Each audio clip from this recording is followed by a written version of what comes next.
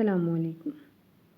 ہمارا آج کا موضوع ہے حضرت عمر بن عبدالعزیز کی اصلاحات۔ حضرت عمر بن عبدالعزیز کا شمار بنو امیہ کے نامور خلفاء میں ہوتا ہے۔ ان کا دور خلافت 99 ہجری سے 101 ہجری تک تھا۔ یہ مروان بن حکم کے پوتے تھے۔ آپ کے والد عبدالعزیز 21 سال تک مصر کے گورنر رہے اور آپ کی والدہ عاصم حضرت عمر فاروق رضی اللہ تعالیٰ عنہ کی پوتی تھی۔ اس طرح آپ کی رگوں میں فاروقی خون بھی شامل تھا۔ 61 ہجری میں آپ مدینے میں پیدا ہوئے اور ابتدائی زمانہ آپ کا وہیں پر ہی گزرا۔ آپ کا تعلق چونکہ شاہی خاندان سے تھا، لہٰذا آپ کی تعلیم و تربیت اور پرورش شہزادوں کی طرح بڑی عیش و عشرت سے ہوئی۔ آپ عبد الملک بن مروان کے بھتیجے اور داماد تھے۔ انتخاب خلافت۔ سلیمان بن عبد الملک نے اپنی وفات سے پہلے وصیت نامے میں عمر بن عبدالعزیز کا نام لکھ دیا تھا، لیکن اس بات کو ظاہر نہیں کیا تھا، خفیہ رکھا تھا، اپنے خاندان کے تمام لوگوں کو بتایا نہیں تھا انہوں نے۔ لہٰذا جب ان کا انتقال ہوا اور وصیت نامہ کھولا گیا تو اس میں عمر بن عبدالعزیز کا نام نکلا۔ عمر بن عبدالعزیز نے جیسے ہی اپنا نام سنا تو فوراً ہی وہ اس عہدے سے دستبردار ہونے کے لیے تیار ہو گئے، اور اس سلسلے میں انہوں نے مسلمانوں کو جمع کیا اور کہا کہ لوگوں، میری مرضی اور عام لوگوں کی رائے معلوم کیے بغیر مجھے خلیفہ بنایا گیا ہے، اس لیے میں نے خلافت سے دستبردار ہونے کا فیصلہ کیا ہے۔ آپ جسے چاہے خلیفہ منتخب کر لیں۔ تو لوگوں نے آپ سے درخواست کی کہ نہیں، ہم چاہتے ہیں کہ آپ ہی اس عہدے پر برقرار رہیں۔ تو پھر آپ نے عوام کی بات مان لی۔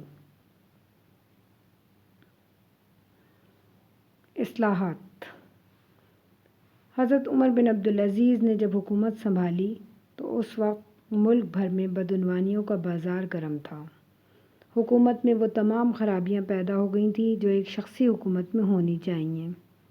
حکومت کے ظاہری ڈھانچے اور شان و شوکت میں بے پناہ اضافہ ہو گیا تھا، جبکہ مذہبی روح کمزور پڑ چکی تھی۔ شاہی خاندان کے افراد نے جاگیروں اور جائیدادوں پر قبضہ کر لیا تھا۔ بیت المال ذاتی خزانہ بن چکا تھا۔ ہر جائز ناجائز طریقے سے دولت جمع کی جاتی تھی اور اسے عمال اپنی مرضی سے عیش و عشرت پر خرچ کرتے تھے۔ کسی قسم کا احتساب، روک ٹوک کا تصور نہیں تھا۔ لہٰذا اب اصلاحات کی شدید ضرورت تھی۔ حضرت عمر بن عبدالعزیز نے یہ عہد کر رکھا تھا کہ وہ تمام خرابیوں اور زیادتیوں کا خاتمہ کریں گے۔ یہ کام اگرچہ بہت مشکل تھا، مگر آپ کسی بھی مشکل کو خاطر میں نہ لائے اور حکومت کو درست کرنے کے کام کی طرف توجہ دی۔ آپ خلافت کو خلافت راشدہ کی طرز پر چلانا چاہتے تھے اور آپ نے اپنی کوششوں کے باعث خلافت راشدہ کی روح کو زندہ کیا۔ اصلاحات کے سلسلے میں سب سے پہلا قدم جو آپ نے اٹھایا وہ غصب شدہ جاگیروں اور املاک کی واپسی کا کیا۔ غصب شدہ یعنی ناجائز قبضہ کیا ہوا، اور املاک میں تمام چیزیں آ جاتی ہیں جیسے مال و اسباب، مال و متاع، یہ ساری چیزیں شامل ہیں۔ اب اموی خاندان کے افراد نے دوسرے لوگوں کی جاگیروں اور جائیدادوں پر زبردستی قبضہ کر رکھا تھا۔ اب ان جاگیروں کی واپسی کا کام اتنا آسان نہ تھا۔ آپ نے سب سے پہلے اس کی مثال خود پیش کی اور اپنی جاگیروں کی واپسی کا فیصلہ کیا، جس پر بہت سے لوگوں نے آپ سے پوچھا کہ یہ آپ کیا کر رہے ہیں اور اپنی اولاد کے لیے کیا چھوڑیں گے اور آپ ان کو مفلس کر دیں گے؟ تو آپ نے جواب دیا کہ میں انہیں اللہ کے سپرد کرتا ہوں، اور اس کے بعد آپ نے اپنے خاندان والوں کو واپسی کرنے کا بھی حکم دیا۔ تو خاندان والے نے تو پہلے انکار کیا، تو آپ نے کہا کہ اگر تم نے ایسا نہ کیا تو میں تم کو ذلیل و خوار کروں گا۔ اس پر بنو امیہ نے گھبرا کر املاک واپس کرنا شروع کر دی۔ اچھا، آپ نے اپنی بیوی کا بھی، ان کی بیوی تھی فاطمہ، ان کو اپنے والد کی طرف سے جہیز میں جتنے قیمتی زیورات ملے تھے وہ بھی آپ نے سب بیت المال میں جمع کرا دیے۔ جب خاندان سے فارغ ہو گئے تو خاندان کی جاگیروں کی واپسی کے بعد اب آپ نے صوبائی والیوں کو حکم دیا کہ جہاں کہیں بھی کوئی بھی غصب شدہ املاک ملے تو فوراً اس کو اس کے اصل مالکوں کی طرف لوٹا دی جائیں۔ بیت المال کی اصلاح۔ بیت المال جو کہ قومی خزانہ تھا، لیکن بنو امیہ کے خلفاء نے اسے ذاتی خزانہ بنا لیا تھا۔ ہر جائز اور ناجائز طریقے سے دولت بیت المال میں جمع کی جاتی تھی اور حکمران اپنی مرضی سے عیش و عشرت پر بے دریغ خرچ کرتے تھے۔ آپ نے اپنے خاندان کے تمام وظائف بند کر دیے، دربار کی شان و شوکت پر اٹھنے والے اخراجات کو ختم کیا، اپنے تمام ذاتی سامان اور لونڈی غلام کو بیچ کر اس کی قیمت بھی آپ نے بیت المال میں داخل کر دی، جمع کرا دی۔ غیر شرعی ٹیکس کی موقوفی۔ حضرت عمر بن عبدالعزیز نے حکم دیا کہ صرف وہ ٹیکس وصول کیے جائیں گے جس کی شرع نے اجازت دی ہے۔ حجاج نو مسلموں سے جزیہ وصول کرتا تھا، آپ نے اس کو بند کیا اور حکم جاری کیا کہ جو لوگ اسلام قبول کر لیں ان سے جزیہ کا مطالبہ نہ کیا جائے، کیونکہ جزیہ جو ہے وہ صرف لیا ہی غیر مسلموں سے جاتا ہے۔ لیکن ان کے زمانے میں کیا ہونے لگا تھا کہ جو نئے نئے مسلمان ہو جاتے تھے ان سے بھی وہ جزیہ وصول کرتے تھے، تو آپ کو جب پتہ چلا تو آپ نے اس چیز کو بند کیا اور آپ نے کہا جو اسلام قبول کر لے گا اب اس سے جزیہ نہ لیا جائے، اور جزیے کی وصولی میں بھی آپ نے نرمی اور سہولت پیدا کی اور ان کے لیے ہر طرح کی آسانیاں مہیا کیں۔ حکام کا احتساب۔ اموی حکام ظلم و ستم کے اس قدر عادی ہو گئے تھے کہ ان سے کوئی باس پرس تو کی نہیں جاتی تھی، لہٰذا کیا کہتے ہیں آپ نے سب سے پہلے کیا کیا، ان کو راہ راست پر لانے کے لیے خصوصی توجہ دی، ان پر سختی کی، ان کی کڑی نگرانی کی جاتی تھی، اور اگر کسی بھی معاملے کا پتہ چلتا، کوئی شکایت موصول ہوتی تو سختی سے ان سے پوچھ گچھ کی جاتی تھی۔ ظلم کا ایک طریقہ یہ بھی تھا اس زمانے میں اور ایسے آج بھی ہے کہ عمال کی چیزوں کا نرخ گھٹا کر کم قیمت پر خرید لیا کرتے تھے۔ تو حضرت عمر بن عبدالعزیز نے یہ قانون بنا دیا کہ کوئی بھی عامل یعنی جو سرکاری عہدیدار ہوتے ہیں وہ رعایا کا مال کم قیمت پر نہیں خرید سکتا، تو اس طریقے سے انہوں نے اس چیز کو بھی روکا۔ پھر آپ جو تھے وہ آپ نے اہلیت اور قابلیت کے علاوہ امانت، دیانت اور تقویٰ کو عمال کی تقرری کا معیار قرار دیا۔ آپ قاضی کے عہدے کو بہت اہم سمجھتے تھے اور قاضی، والی، عامل اور خلیفہ کو نظم و نسق کے 4 اہم ستون گردانتے تھے، مانتے تھے، ٹھیک ہے۔ اس کے بعد ہے غیر شرعی مصارف میں بندش۔ خلفاء بیت المال میں سے اپنے اوپر بے دریغ خرچ کیا کرتے تھے۔ آپ نے تمام کیا کہتے ہیں غیر شرعی اخراجات ختم کر کے بیت المال عوام کے لیے مخصوص کر دیا، اور خود اپنے ذاتی اخراجات کے لیے بھی آپ 2 درہم روزانہ لیا کرتے تھے۔ اس کے بعد آ جائیے ناداروں کی امداد اور کفایت شعاری۔ عمر بن عبدالعزیز نے کیا کیا کہ تمام نادار اور بے کس افراد کی ایک فہرست تیار کروائی اور پھر ان کے لیے وظائف مقرر کیے۔ آپ نے شیرخوار بچوں کے وظائف مقرر کیے، جیسے باہر ملکوں میں آپ سنتی ہوں گی نا کہ وہ یہ نیو بارنس کو پیسے ملتے ہیں، اس طریقے سے یہ کام ویسے حضرت عمر فاروق رضی اللہ تعالیٰ عنہ نے شروع کیا تھا، لیکن بعد کے خلفاء نے آ کر اس چیز کو ختم کر دیا تھا، تو عمر بن عبدالعزیز نے دوبارہ شروع کیا کہ شیرخوار بچوں کے وظائف مقرر کیے، پھر عام لنگر خانہ قائم کیا جس سے فقراء اور مساکین کو کھانا ملتا تھا۔ اس کے ساتھ ساتھ آپ نے کفایت شعاری پر جو زور دیا تو آپ نے دفتری اخراجات میں بھی کمی کی اور تمام عمال کو ہدایت کی کہ قلم باریک کر لو، قریب قریب لکھو، اور کوئی بھی عامل کاغذ پر بڑے قلم سے، جلی قلم سے نہ لکھے، اور خود آپ کے جو فرمان ہوا کرتے تھے وہ بھی 1 بالش سے زیادہ نہیں ہوتے تھے۔ اس کے بعد بیت المال کی حفاظت کا انتظام کیا آپ نے۔ بیت المال کی حفاظت کا آپ نے خاطر خواہ انتظام کیا، بددیانتی کو ختم کر کے سرکاری رقم کو خرد برد ہونے سے بچانے کے لیے آپ نے تدابیر اختیار کیں۔ اس کے لیے آپ نے دیانت دار افراد کو بیت المال کا افسر مقرر کیا۔ ایک مرتبہ یمن کے بیت المال سے ایک اشرفی گم ہو گئی تھی، تو اس پر حضرت عمر بن عبدالعزیز نے وہاں کے افسر خزانہ کو لکھا کہ میں تمہاری ایمانداری پر مجھے کوئی شک نہیں ہے، کوئی بدگمانی میں نہیں کر رہا، لیکن میں تم کو مجرم قرار دیتا ہوں اور مسلمانوں کی طرف سے ان کے مال کا مدعی ہوں، تو تم پر فرض ہے کہ اپنی صفائی میں شرعی قسم کھاؤ۔ یعنی ایک آپ سوچ لیجئے کہ ایک کیا کہتے ہیں وہ اشرفی پر بھی کتنی سختی سے وہ حساب کتاب کرتے اور بیت المال کی حفاظت کا انتظام کرتے تھے۔ آپ نے بیت المال کے سلسلے میں جو اصلاحات کی اس سے سرکاری آمدنی میں مجموعی طور پر بڑا اضافہ بھی ہوا۔ باغ فدق کی واپسی۔ فدق خیبر کے نواح میں کھجوروں کا باغ تھا جو خالصتاً رسول صلی اللہ علیہ وسلم کے مصارف کے لیے تھا، اور اس کی آمدنی آپ صلی اللہ علیہ وسلم اپنی اور بنو ہاشم اور دیگر ضرورت مندوں پر حسب ضرورت خرچ کیا کرتے تھے۔ حضرت امیر معاویہ رضی اللہ تعالیٰ عنہ نے فدق کو مروان بن حکم کو دے دیا، جس نے اسے اپنی ذاتی جاگیر سمجھتے ہوئے اپنے بیٹوں میں تقسیم کر دیا۔ اس طرح یہ وراثت میں عمر بن عبدالعزیز کو بھی ملا، تو جب ان کو ملا تو انہوں نے فوراً وراثت سے نکال کر اس کی آمدنی بنو ہاشم اور ضرورت مندوں کے لیے وقف کر دی۔